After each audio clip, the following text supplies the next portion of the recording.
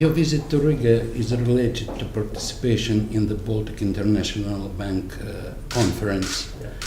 And what has attracted you to this event? Well, what was interesting about the event is really the topic for me. I've spoken all over the world, many different countries, many different major events, usually about real estate and about business and entrepreneurship. Thank you very much.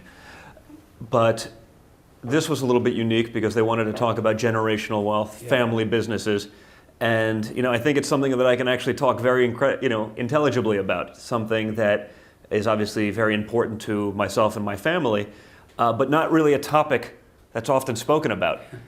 So when it was presented to me, I was very fascinated by it because I thought it was very kind of progressive thinking. It wasn't just reactionary to the times, like now my kid's 35 years old, what do I do with them?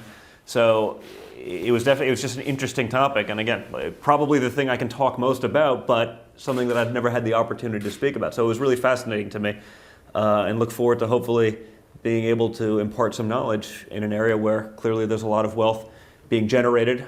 There's a lot of people now having children that are going to be taking over these companies and working in there, and I think it'd be an interesting thing to be able to impart some knowledge back.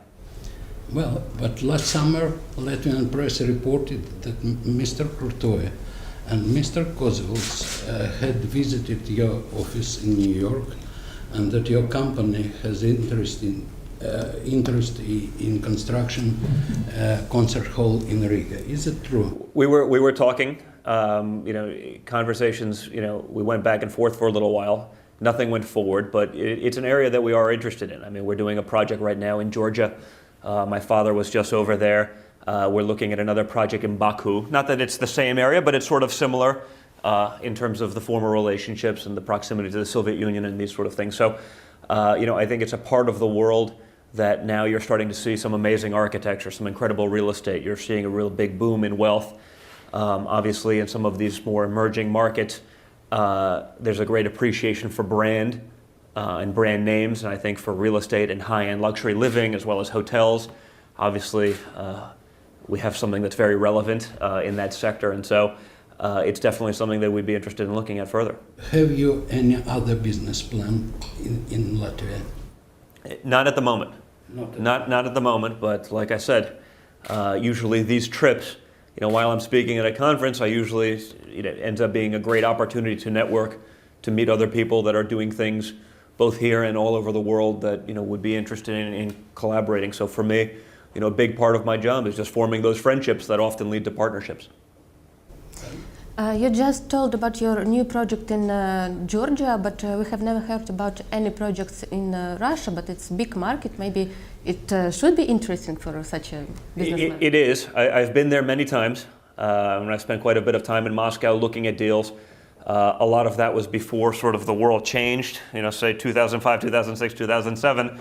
By the time things started looking like they were going to happen, obviously the world sort of readjusted and changed, but that interest is starting to pick back up as the development world and as the real estate markets start to pick back up and sales start to happen again. So, that will go, back on the forefront. But I think, for the last few years to start from scratch in some of those markets, again, for us, I want to make sure we pick something that makes sense.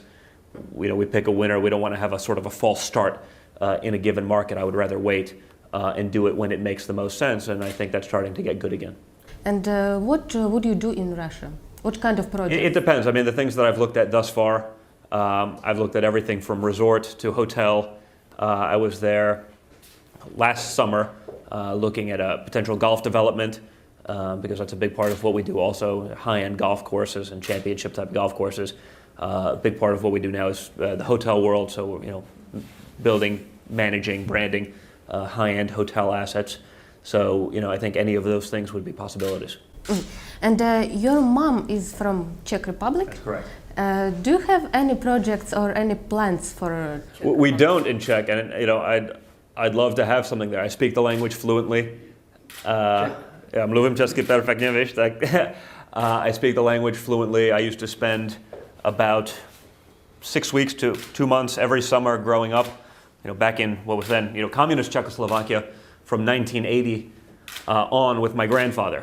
He was, blue collar, I don't know what the word is here, but, normal guy, Czech Republic, and he saw the lifestyle that we led in the U.S. with my family and sort of the building and the wealth and he wanted to make sure that I was the oldest son, and he wanted to make sure that we experienced perhaps a little bit more of the reality of the world. And so I had it was an amazing experience. I think it was really helpful even for business in that I learned that the things and the benefits and the things that I got to experience in my family in the United States with the wealth that we had, that wasn't the norm. That wasn't normal, and to not take things for granted and to work hard for everything, it really put things into a very good perspective in terms of understanding the value of the dollar.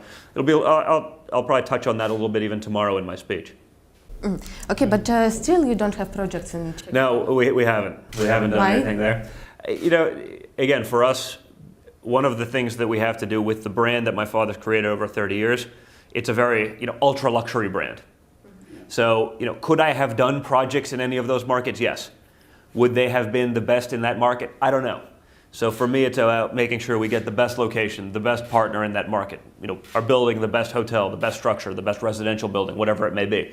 So unfortunately, I see a lot of good deals that may make economic sense every week, but they're not really Trump deals. Meaning you wouldn't think of it as a Trump building. And so we have to be very careful how we play with that. Obviously, the name and the brand is a big part of, the value of the company. The assets and the buildings are obviously very valuable, but for the next generation and for the future, preserving the brand that's been created and the value thereof is really perhaps one of the biggest annuities we could have. So we have to be very selective about what we choose to do. And in that sense, you think that Georgia is a good place for such a brand? I think so. I mean, what we're doing there is a very high-end building, small unit count. Obviously, it's a big feeder market to a lot of wealthy areas that are nearby. We have another project going on in Istanbul and Turkey that, all sort of feeder markets to there. And so when you see what's going on, my father travels a lot as well. And when he goes there and it's like, wow, is just very impressed with the things that are going on, I think it makes sense. So it's been looked upon very favorably in those markets. So I think so. Okay, and as we understand, you are building also condo hotels, and there is no such thing in Eastern Europe at this moment. Well, at least it's not so much popular. Can you tell what is it, and why do you think Sure. it isn't popular in Eastern Europe? Well, the condo hotel, we almost sort of invented it in the mid-90s. We did a redevelopment of One Central Park West, which is our Trump International Hotel and Tower overlooking the park. I'm sure a lot of your viewers and readers have stayed there because it's one of the best hotels in New York City. And when we were doing the redevelopment of that into a condominium building from a commercial building, changing the use, New York zoning required that you chop off the top 15 floors of the building or it had to remain commercial. Now, you didn't want to have an office building with residences above it. Didn't work as well given the layouts of the building. So we said, well, why don't we take the individual units, we'll make them like condominiums, we'll run it like a hotel, but you can buy one of the units. When you use it, you use it. When you don't use it, you own the cash flow associated with. It's like owning, for you if you're a buyer, it's like owning a one-unit hotel. Then, as it became, sort of a good way to finance a hotel, it was very difficult to do the kind of build-outs and stuff like that, given sort of the longer-term payout of a hotel, conventional hotel model, that it became a good way to finance a hotel because you're selling it like a condominium, you're getting a lot of that generation today in terms of the payment, so you can build a building around it. But you then secure the long-term management contracts and these kind of things. The model worked very well for a long time in the US, but I think over time, too many other developers basically started getting the idea of, well, it doesn't really work as a hotel. We have an average site. It's not really a great location. It doesn't really work as a condominium.